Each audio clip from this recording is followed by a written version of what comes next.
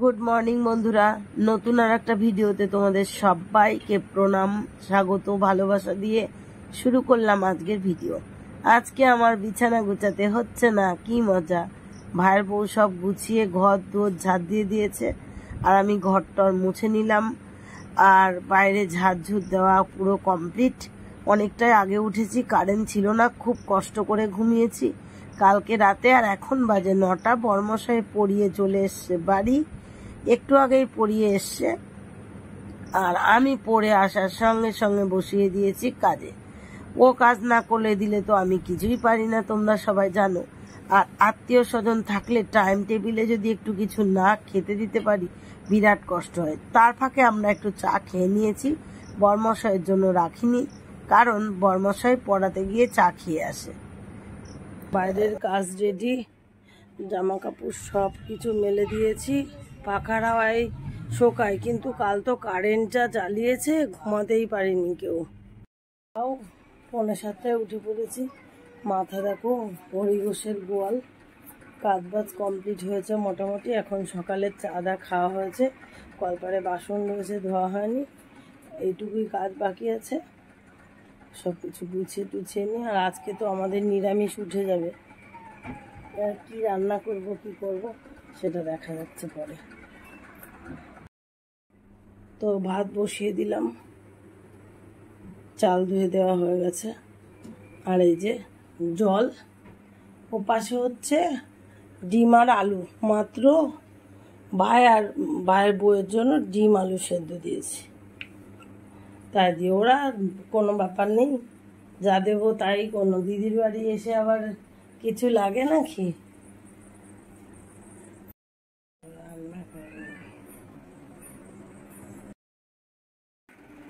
12:35 বাজবে, 12:30 বাজে। আর বড়মশাই এই মাত্র বাজার করে নিয়ে আসলো। এই যে শালার বউকে কচু দেবে, তা একটা 40 টাকা দিয়ে একটা বড় কচু নিয়ে এসছে। আর মাংস নিয়ে এসেছে। শালার বউ একটু ঘুমিয়ে নিচ্ছে, বাড়ি যাবে তাই। আর ও পাশে মাংস রান্না শুরু হয়ে গেছে। আমার শরীরটা ভালো না, তাই ওকে বললাম যে তুমি একটু মাংসটা কষাও। আমি সব, ও বাজারে ছিল তখনই আমি গুছিয়ে নিয়েছি, কারণ ভাইরা এসেছে আর আজকে তো আমাদের কাজের শেষ। সেজন্য বাড়িতে আলাদা করে রাঁধলেও সমস্যা নেই। সেজন্য একটু মাংস, ওই মানে সব কিছু করলো। ওদিকে আবার আমাদের বাড়ি পুরোহিত এসেছে, কাজবাজ চলছে। দেখা করে পুরোহিতের সাথে কথা বলে এলো যে 2টোর মধ্যে সমস্ত কাজ শেষ হয়ে যাবে। আর সেই সকালের ডিম রান্না করিনি, সেই সেদ্ধ আলু দিয়েই আজকে মাংস হবে। আর ডিম 2টো ওদের সেদ্ধ দিয়েছিলাম, আর 2টো রয়ে গেছে। এই অনলি মাংসের ঝোলই আজকে হবে। আর নতুন করে আড়াখাড়ি ভাত করে আমি রেখে দিয়েছি। আমার তো ডিউটি যেতে হয় জানোই, ওরা নিজেরা নিয়ে খেয়ে দিয়ে নেবে, তাই। মাংস, কচু, তার সঙ্গে শশা এনেছে। আর এটা হচ্ছে সকালের ভাত বেঁচে গেছে, আমি জল দিয়ে রেখেছি যাতে পিঁপড়ে না ওঠে। স্নান করে আসলাম, কাজে যাব। মাথাটা তো আসলানো হয়নি, 1টা বাজতে 5 মিনিট বাকি। আর ঘুরিয়ে বৃষ্টি চলে আসলো কোথা থেকে। একটা জোরে মেঘ ডাকলো, কারেন্টটা চলে গেল, আবার আসলো, আর এই যে বৃষ্টি শুরু হয়ে গেল। আর বলো না, যখন ওরা যাবে তখন হয়তো আমি বাড়িতে থাকবো না। কেমন লাগবে তখন বলো? দেখছো কি অবস্থা, ভালো লাগে না। পিসির ভালো লাগুক আর না লাগুক, বৃষ্টি হচ্ছে হোক। পুরোহিত মশাই ফুল ছিটিয়ে পুজো দিচ্ছে, আর ঠাকুরের সঙ্গে দুনিয়ার কবিতা আলোচনা করছে, পড়ছে। এই হচ্ছে তার সারাদিনের কাজ, পুজো দিয়ে। কাজে বেরোচ্ছি তো, তাই বাবার সাথে একটু দেখা করতে এলাম। ভাই স্নান করতে গেছে, ভাইয়ের বউ ওই ঘরে রয়েছে। দাঁড়াও, তুমি তুলবা? যাই হোক বন্ধুরা, বাড়ি পুরো ফাঁকা, আর সব দিকে লাইটের আলো ঝলক মারছে। পাশের মেয়ের ঘরে মিস্ত্রিরা কাজ করছে, আর আমি ডিউটি থেকে এলাম। বাড়ি পুরো ফাঁকা, কেউ নেই। আমি যখন গেলাম তখনও তাদের সিদ্ধান্ত ছিল যে কালকে সকালবেলায় 6:30 ট্রেনটা ধরে যাবে। আমি কাজে গেছি, তার 1 ঘন্টা পরেই ফোন করে বলে কি বৃষ্টি আর হচ্ছে না, চলে যাবো। তো চলে গেছে, ঘরে কেউ নেই। আবার দিয়ে গেছে, সে কালকে অলংকার মানে জুয়েলারিতে গেল, কিনলো, সেসব টাকা পয়সা সব দিয়ে টিয়ে গুছিয়ে চলে গেছে। আর ভাবলাম, আমি অনেক ফোন করে বোঝালাম, তাও শুনলো না, কি করা যাবে আর। তো যার বেলায় ভাইফোঁটার সময় দেখা হলো না, কিছু দিতেও পারলাম না। বর্মশাইও ঘুমিয়েছিল, তাড়াহুড়ো করে উঠে তার সঙ্গে দেখা করা মাত্রই চলে গেছে। তো আমি আবার পাশে একটু ইয়ে থেকে ঘুরে এলাম, ষষ্ঠীতলায় তার দিদি ডেকে পাঠিয়েছিল, তার সঙ্গে দেখা টাকা করে আসলাম, ওর জন্য দেরি হলো। এখন বাজে 6টা। আর ছেলেরাও জামা কাপড় গোছাচ্ছে, তারা আজকে যাবে ইডেন গার্ডেন। এই ঠাকুরনগর লোকাল আছে 6:15, সেই ট্রেনে যাবে। জামা প্যান্ট গোছাগুছি করছে, ওর জন্য আমি আর জামা কাপড় ছাড়লাম না, পুরো ভিজে ছান আমি। কিন্তু স্টেশনে দিতে যাব একটু, তাই সারা রাত ওখানে থাকবে, দাদাদের সঙ্গে যাচ্ছে। আর আমারও হচ্ছে যে শরীরটা একদম ভালো না, মাজা কোমর যন্ত্রণা। বরমশাই মাংসটা রান্না করলো দেখতে পারলে, তা ওরা নিজেরাই নিয়ে খাওয়া দাওয়া করেছে, চলে গেছে। কি করবো আর, কিছু করার নেই।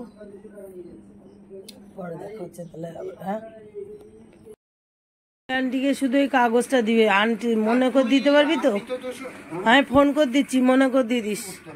আর এই যে বন্ধুরা, আমি আর যাচ্ছি না, সন্ধ্যা হয়ে গেল। ওরা দুই ভাই যে রওনা দিল ইডেনে। কেন যাচ্ছে, কি কারণে যাচ্ছে পরে বলবো। আর এই বড় ছেলেটা মোটে কথা শুনলো না, জানোই তো ওর কত রকম কত সমস্যা, তবুও রওনা দিল বাবা কাছে পারমিশন নিয়ে। এখন ওর বাবা ওই কোনো মতে দিল আর কি। চলো তাহলে, ছবি তুলে নিয়ে আসবি ইডেনের, আর কিছু না। একবার এনসিসির ওখানে কি বকা খেয়েছিলি? কারণ অনেকগুলো ফুল আছে, আমি বসে পড়ি। আর চোখের তলার অবস্থা দেখেছো কি? একদিনের শরীর খারাপের নাক বন্ধ, নিঃশ্বাস নিতে পারছি না। আর চোখের তলার অবস্থা, কালকে সারা রাত পেটে ব্যথায় ঘুমোতে পারিনি। আবার আজকেও কি হয় তার জানা নেই। কাল কারেন্টও ছিল না, আনজ্বালা আনজ্বালা হয়েছে। চলো মালা, জামা কাপড় ছেড়ে মালা গাঁথতে যাই। কি বললাম বুঝেছিস? ওই 13 বন্ধু ছাড়, সাবধানে থাকবি আর ফোন করবি পৌঁছে গিয়ে। যাও বসো গোপাদি, ওরা ইডেনে যাচ্ছে। ওই খেলা হয় ইডেন গার্ডেন, স্টেশনে গিয়েই ফোন করবি। মিতালি আন্টির কথা ভুলে যাস না।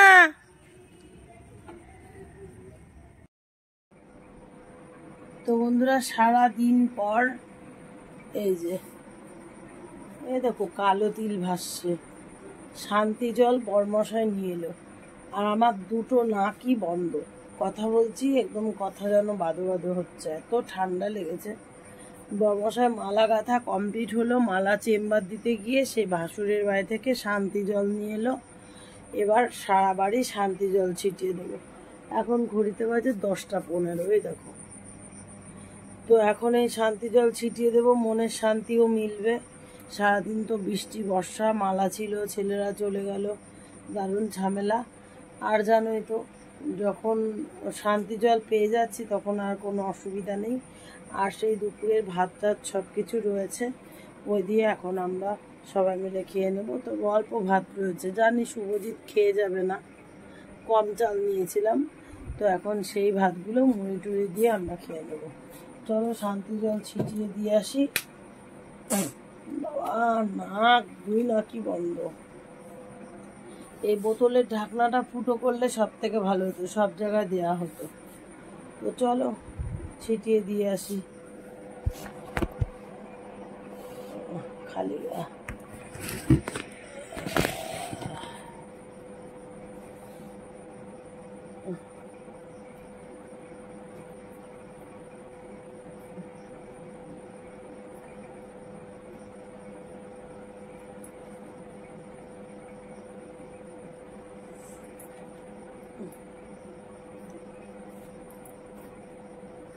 ঠাকুর ঘরে দিয়ে আসি।